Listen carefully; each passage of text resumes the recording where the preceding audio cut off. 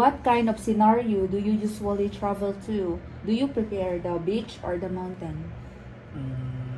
Para na ako, mas nice ang mountain kay na based on my experience, nice gud siya maadto, especially nga fresh kang air when it comes nga magpa-relax ka sa imong kaugalingon, nice siya.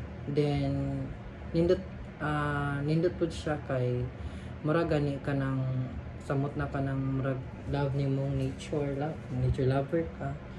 So mo na kuan ko sa mountain. Okay. So, how many days do you usually plan your trips? 2 days is enough for me to prefer. Do you prefer places that are easily accessible to travel to, or do you prefer the hidden and accessible ones? For me, I prefer places that are easily accessible for me to travel. What type of traveler are you?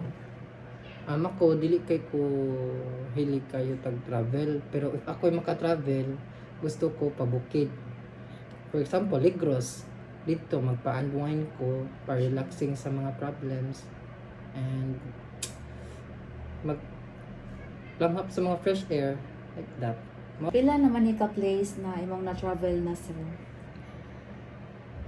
Surigao, Malboal, Lango Island, and Negros.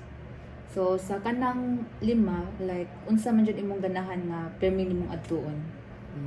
Negros. Kaya nga naman sir. Kay nakakuan man ko dito. Ang lugar, peaceful, malinawon kayo mo ka imong panghuna.